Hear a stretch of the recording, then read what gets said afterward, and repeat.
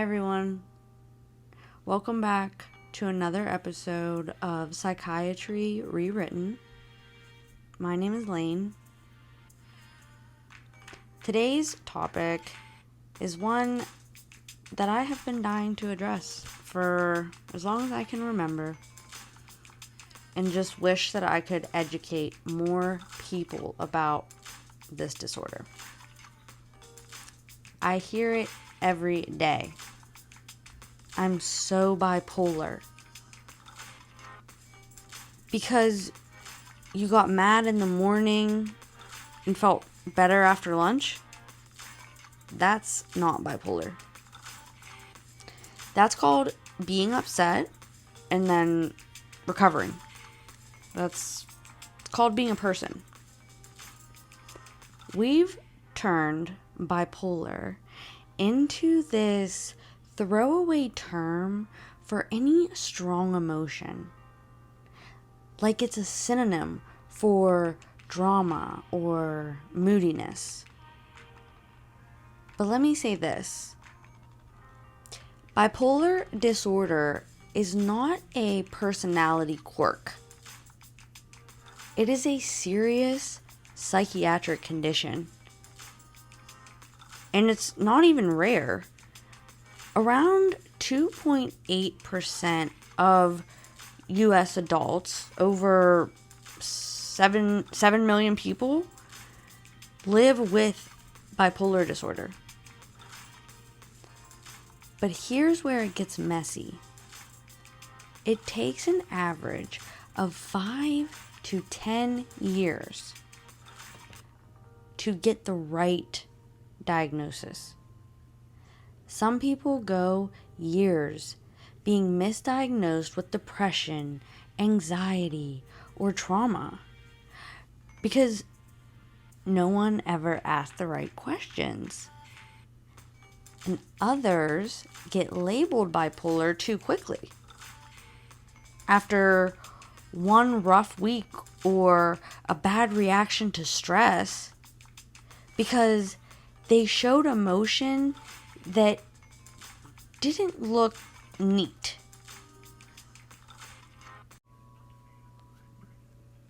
It's not just underdiagnosed. It's also misdiagnosed. That's the problem. The more we misuse the word bipolar to describe normal emotional ups and downs, the harder it becomes to recognize when it's actually there. So this episode isn't about scaring you into thinking you have bipolar. It's about teaching you what it really is and how to stop calling every bad day by its name. Okay, so let's talk about what bipolar disorder actually is. It's not just feeling things deeply or being moody.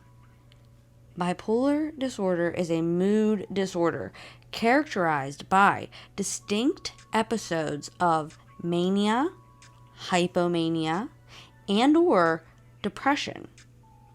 Not momentary emotional shifts, but sustained changes. Sustained changes in mood, energy, activity levels, sleep, and behavior that significantly impact your ability to function. Let's break it down. Bipolar 1 is defined by at least one manic episode. And that's not just feeling energized or happy. Mania often includes racing thoughts, inflated self-esteem, impulsive behavior, decreased need for sleep, and in about 50% of cases, full-blown psychosis. Think hallucinations, delusions, believing you're invincible or chosen or under attack. Bipolar 2 involves at least one hypomanic episode, which can be harder to catch, for sure. It doesn't usually involve psychosis, but it still brings that elevated, goal-driven energy, less sleep, risk-taking, fast speech, and then often a crash into deep, paralyzing depression. And that crash, that's the part people forget. It's not just high energy and creativity. It's weeks of not showering, feeling worthless, and barely surviving. And here's something most people don't realize. Mania isn't always happy. Sometimes it's rageful. People get mean, irritable, paranoid. They lash out, burn bridges,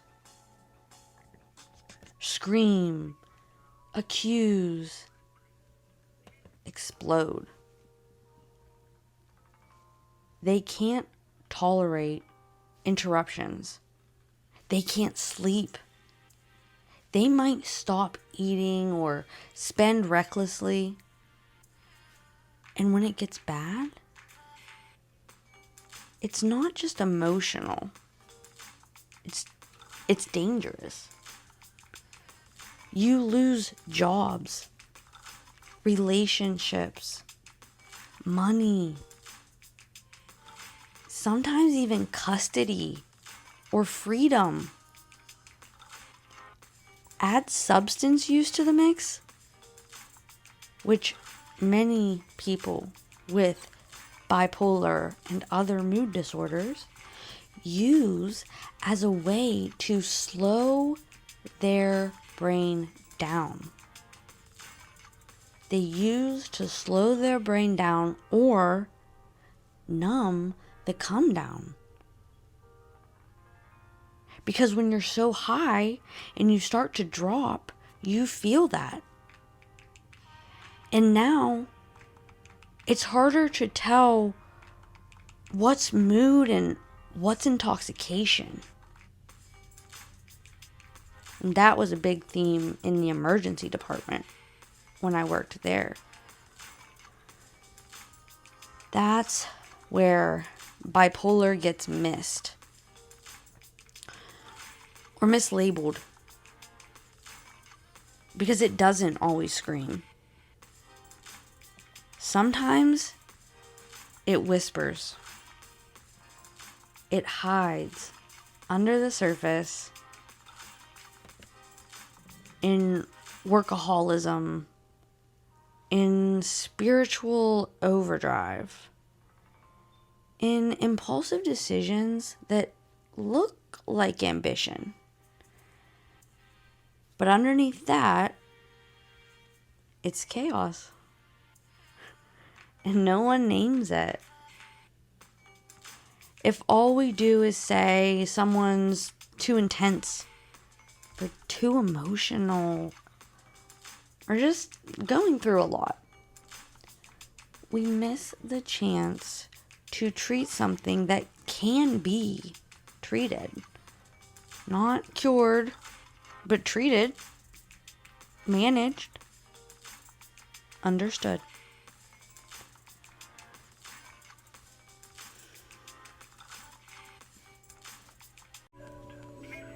Okay, so now that we've talked about what bipolar disorder is, let's talk about all the things that get mistaken for it. Because bipolar disorder is one of the most commonly misdiagnosed conditions in psychiatry. And often, what looks like cycling isn't. Here's what it might actually be. ADHD with emotional dysregulation. If you're feeling everything loudly and reacting fast to the world around you, but it changes minute to minute, hour to hour, depending on what's happening, that's not bipolar. That's your nervous system responding to stimulation. ADHD brains are more reactive, more sensitive to rejection, more vulnerable to overwhelm. It's not a mood disorder, it's a regulation disorder. PMDD, premenstrual dysphoric disorder. If your worst episodes always happen the week before your period and you feel like a different person, then suddenly, as soon as your cycle resets, it lifts like a switch. That's not bipolar. That's hormone-linked mood dysregulation. PMDD is often mistaken for bipolar 2, especially in women. But the key difference, the timing. It's cyclical, but monthly, not randomly episodic. BPD, borderline personality disorder. If your emotions shift dramatically in response to abandonment, rejection, or relationships, and those shifts happen within hours to minutes, not days to weeks, you might be dealing with borderline traits, not bipolar. BPD is trauma-based, identity-based, and deeply relational.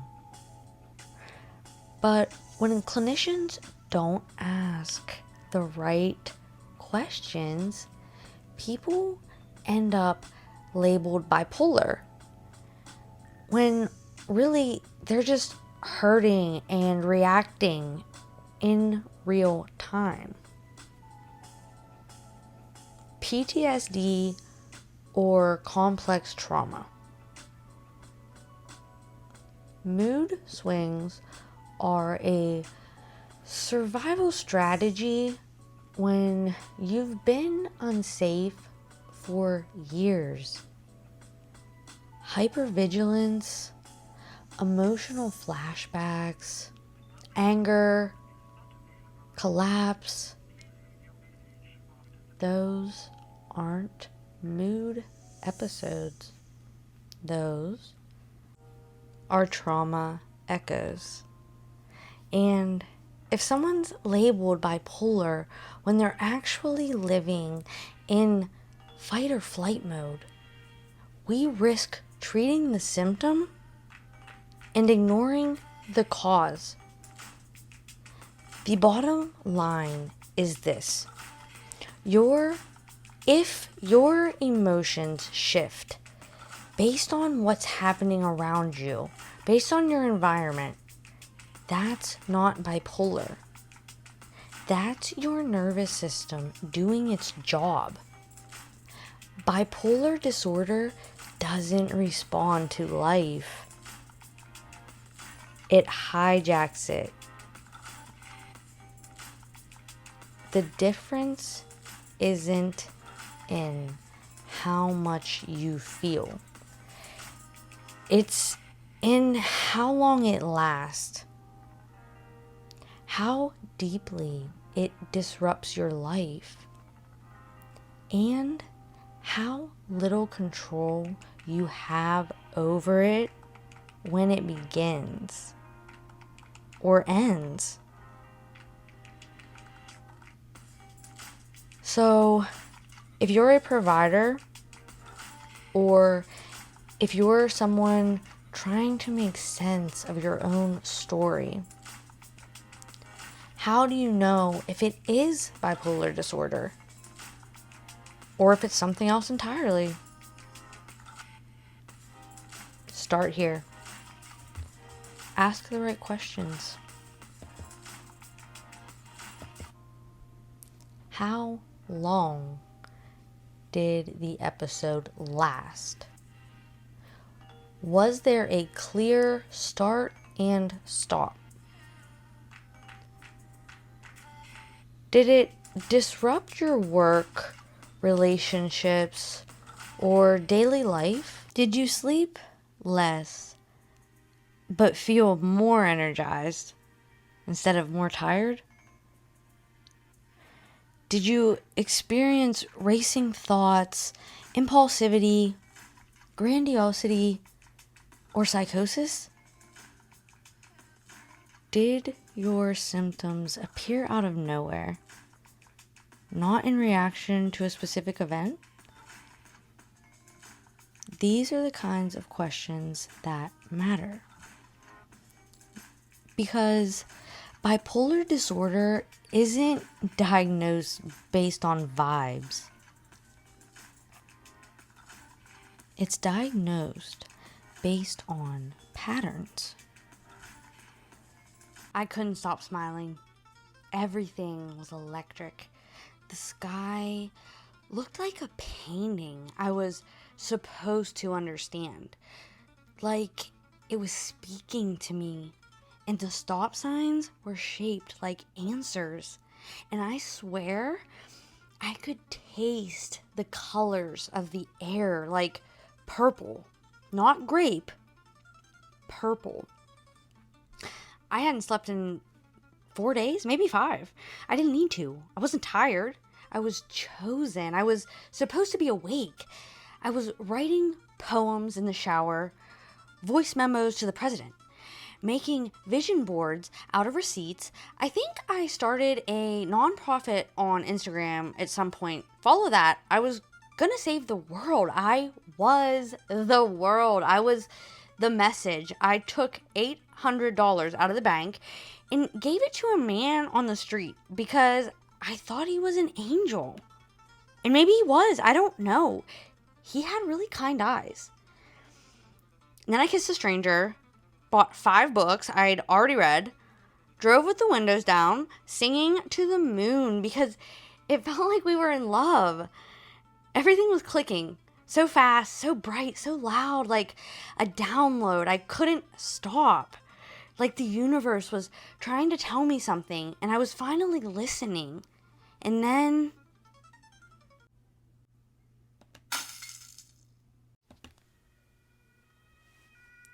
I was in the ambulance. They told me I was screaming, crying, thrashing. They said I wouldn't stop quoting scripture, even though I'm not religious. Said I thought the nurse was the devil. Said I fought 3 security guards and tried to jump out of a moving car. I don't remember that part. Just the needle. Just the cold. Just the sudden silence when the meds hit.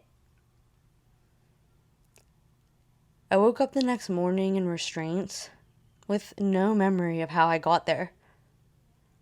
And all I could think was, how did something that felt so right end like this? This next story is told from the point of view of a high-functioning woman with undiagnosed bipolar 2. And if you couldn't tell, the first story was from a woman in active mania, which was an example of bipolar 1 and how out of control it really gets.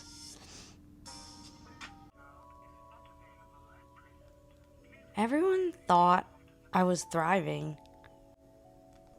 I was getting up at 5 a.m. to run, crushing every deadline, starting new projects, talking fast, smiling bigger.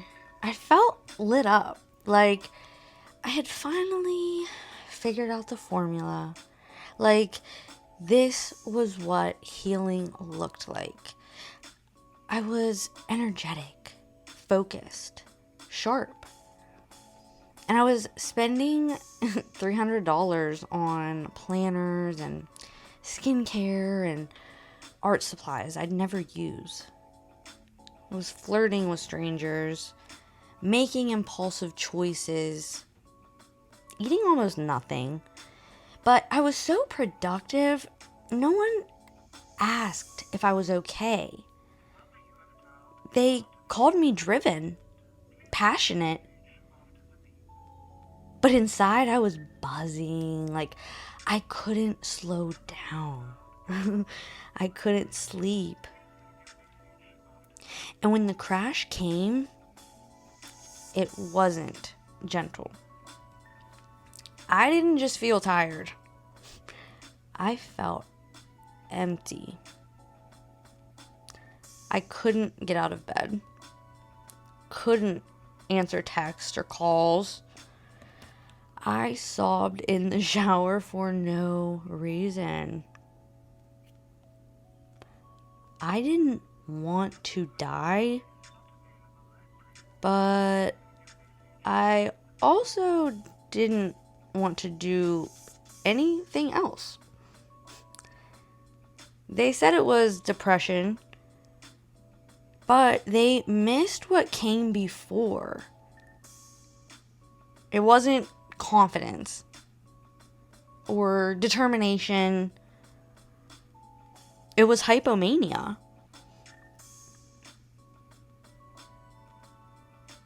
Here's a popular myth that I would like to disprove.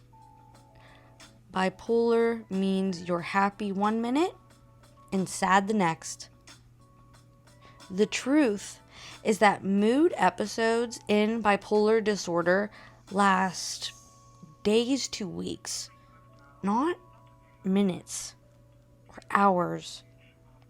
If your mood shifts a few times a day based on what's happening around you, that's called emotional reactivity.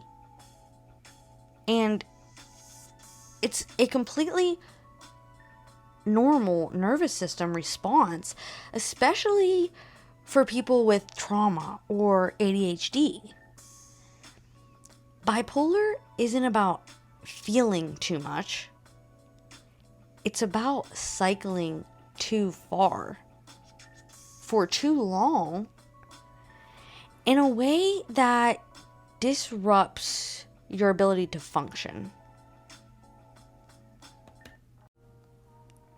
Mania doesn't always show up like chaos. Sometimes it starts with clarity. You feel awake, motivated, free, like you're finally doing it right. Like you cracked some kind of code and you're finally feeling better. Your energy's back. Ideas are flowing. You're productive, creative, social. You're getting things done, making plans, writing at 2 a.m., launching a project, reorganizing the pantry, signing up for things you don't have time for. And it feels amazing. And that's the climb. But here's what people don't talk about. There's no plateau. You don't coast at the top of mania. You keep going. You bust through the roof. You get too high. You stop sleeping. You stop eating. You start yelling. You start believing things that aren't quite grounded anymore. And suddenly, you tip. And the only way down is the crash. My dad once told me, it's like you're climbing and climbing, and it feels amazing until you get too high. And then you tip. And that's the crash. Which, by the way, he told me this while I was hypomanic.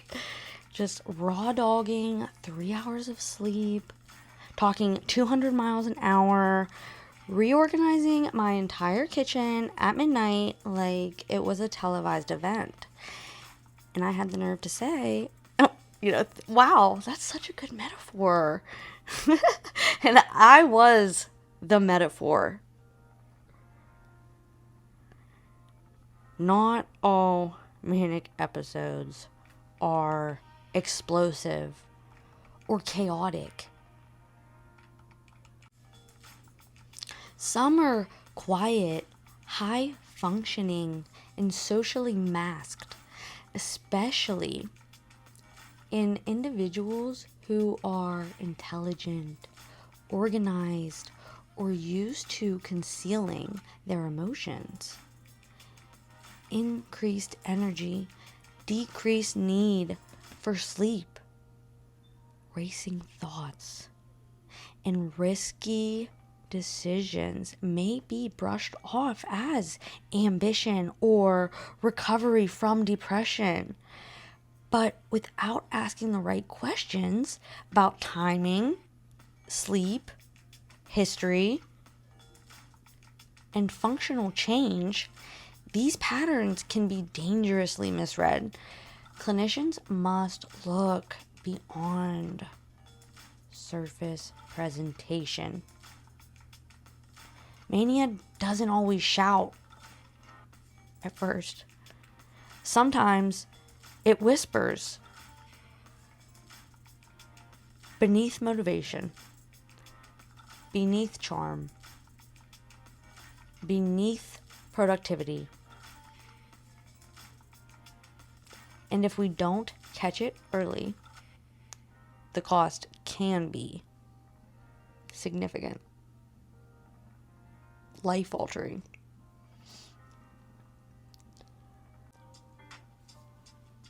We thought she was just emotional, moody, sensitive, and dramatic. She'd call us crying one day and be on top of the world the next. She was the big feelings kid. The one who loved too hard, crashed too fast, and burned through friendships like matches. I think we all assumed it was just part of who she was. No one ever said the word bipolar. Sure, she got labeled difficult, too much. Teachers said she needed structure. Friends said she was overwhelming. And honestly, sometimes she was mean. She'd lash out, yell, accuse us of things that never happened, and then come back the next day acting like nothing was wrong. We were all so confused. It wasn't until college when her roommate called crying, saying she hadn't slept in 4 nights and was convinced she was being followed. that's when we realized something deeper was going on. It wasn't just emotion. It was a cycle. It was a cycle, and we missed it. Before we go any further, I want to say something directly to the people who actually do have bipolar disorder. The real version, the brutal version. The version that's taken things from you. I know what it's like to be in that in-between place where you don't even know if you can trust your own mind. Where you can't tell what's real and what's not. Where everyone around you seems scared of you or tired of you, or like they're waiting for you to fall apart again. I know what it's like to be stable for a while and then suddenly not. I know that sometimes you hear voices, and I know how hard it is to talk about that. Because you know the second you do, people start looking at you like you're less human, like you're dangerous or broken. But you're not. You're surviving something that no one sees clearly until it's already taken pieces of your life. And for some of you, this disorder has taken a lot. It has taken careers, relationships, scholarships, freedom, health, safety, even your own sense of self. You may have once had a scholarship, a path, a plan, and then one day it changed. And now the plan is just staying out of the hospital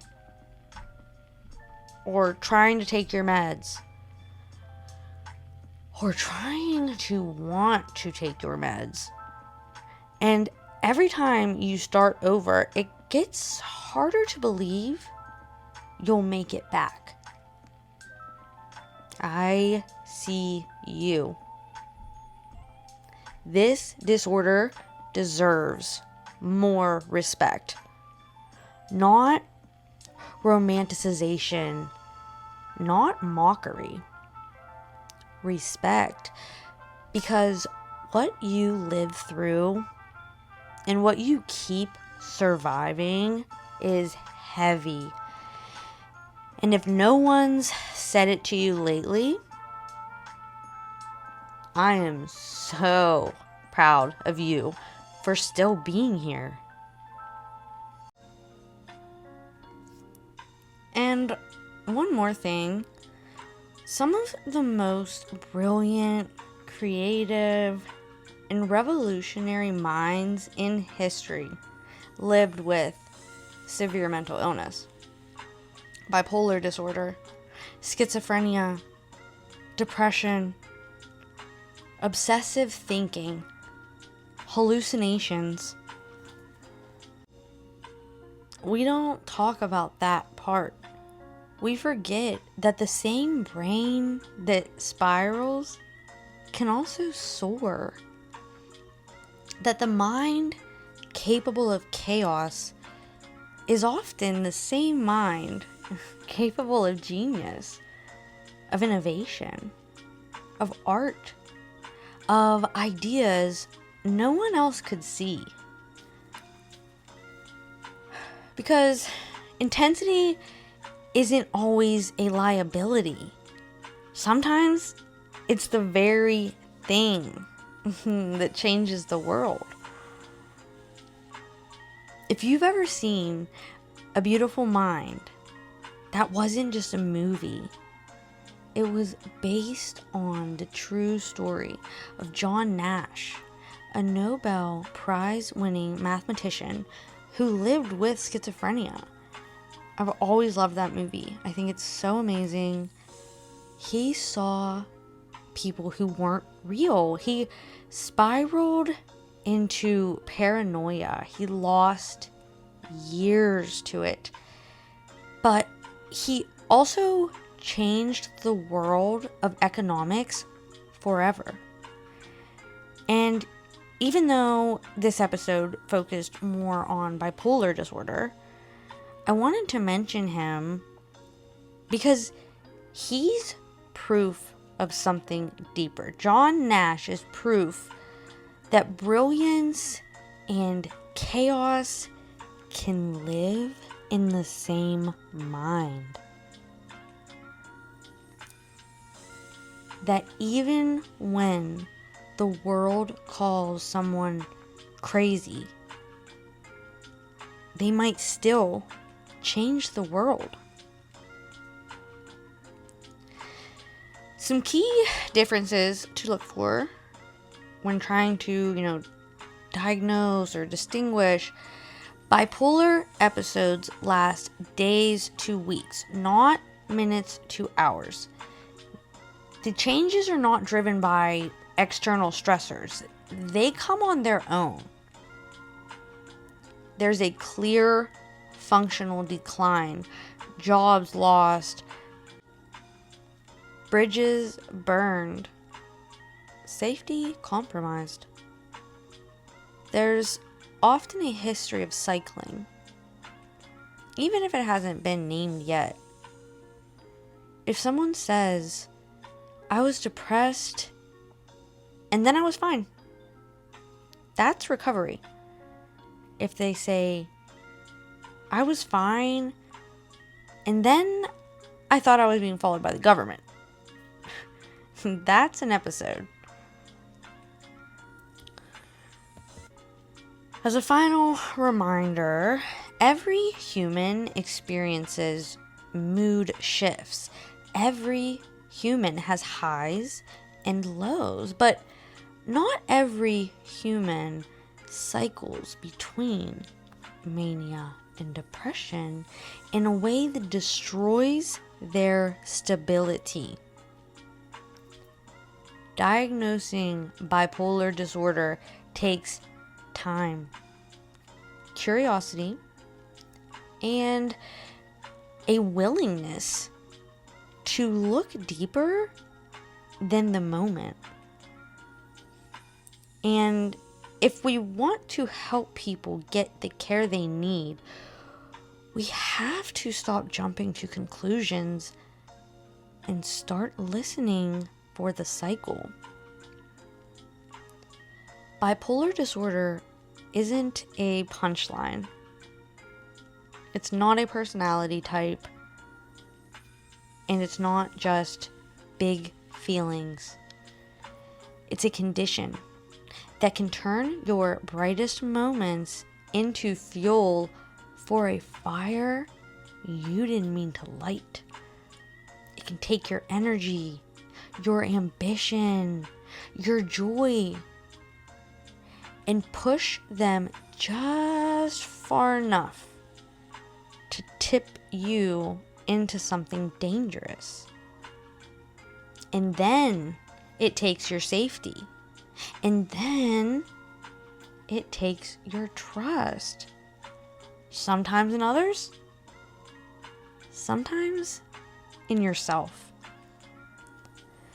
So, if you're someone who's been misdiagnosed or overlooked or stuck in a pattern no one could explain, I hope this episode helped you see the shape of the thing you've been living with. And if you're someone who does have bipolar disorder, I hope you heard something in here that made you feel a little more seen. because you're not just emotional. You're carrying something that demands to be named. And it's time we start calling it what it actually is. Not to shame it, not to overuse it, but to finally understand it. That's all for tonight's episode. Thank you so much for being here. We'll see you next time.